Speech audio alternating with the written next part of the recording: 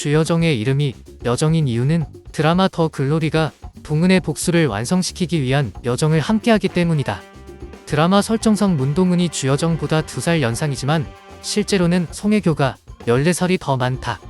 고등학생 때부터 생일 선물로 GQ 1호로 16페이지에 나온 물건을 받았다고 하는데 실제 GQ 과월호를 추적해보면 대부분이 목차이거나 글만 빼곡한 상태라서 선물이 아닌 꽝에 가깝다.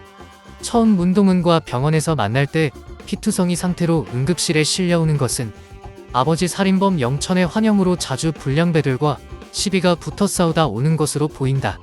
문동은 역의 배우 송혜교가 81년생, 주여정 역의 이도현이 95년생이다. 송혜교는 본인보다 6살 어린 배역을 맡았고 반대로 이도현은 자신보다 6살 많은 배역을 맡게 되었다. 문동은이 극 중에서 불안감을 느낄 때면 팔을 긁는 모습을 보여주는데 이는 가해자 오인방이 고문에서 생긴 화상에 따른 후유증 중 하나인 간지러움증이다. 과거 고데기 트라우마로 인해 타는 냄새나 소리에 트라우마가 있다. 편의점에서 조리가 필요 없는 삼각 김밥만 먹는 이유도 이 때문인 것으로 보인다. 대개의 복수물과 다르게 복수의 방법이 하나같이 상대의 약점을 붙잡고 서서히 말려 죽이는 방법을 사용하고 있다. 최혜정은 시어머니와 친분을 쌓아 과거 사진으로 협박하고 이사라는 마약 공급책인 손명호가 집단을 떠나게 만들어 마약 금단 현상으로 미치게 만들었으며 박연진은 딸 하예솔을 통한 간접적인 압박으로 불안감에 시달리게 만들었다.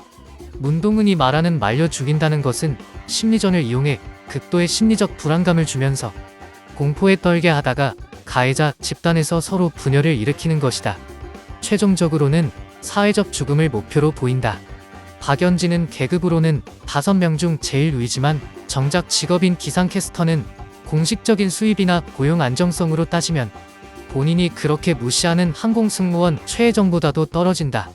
드라마에서도 이 방송국은 나한테 꼴랑 220만원 준다고 본인 입으로 말할 정도. 애초에 생계를 위한 노동이 아니라 더 부유한 남자를 만나기 위해 적당히 예쁘고 고급스러워 보이는 명함이 필요했다. 예솔이를 낳은 후에도 퇴직하지 않은 건 인플루언서 간판을 유지하기 위해서이다. 최소한 자신이 무슨 죄를 저질렀는지를 자각은 하고 있는 최혜정과 이사라와 달리 박연진은 아예 자신이 저지른 짓에 대해 아무런 죄책감도 느끼지 않는다.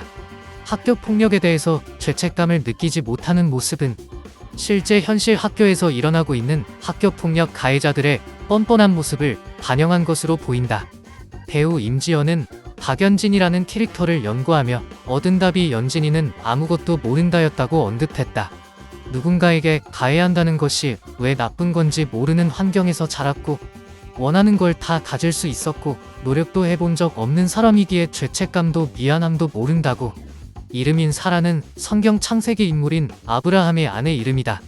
그녀의 작업실은 고교 시절이나 현재나 박연진 패거리의 일종의 아지트로 이용되고 있다.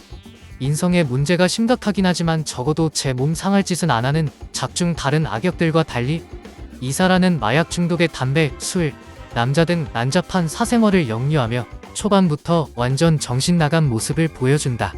동은의 설계에 의해 무너지는 다른 인물들과 달리 사라는 손을 쓰지 않아도 마약 중독으로 자멸해가는 중이다.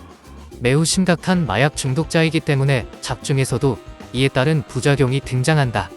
문동은과 몸싸움을 벌이자 머리카락이 한 움큼이나 빠지는데 이는 마약 부작용 중 하나인 탈모 증상이다.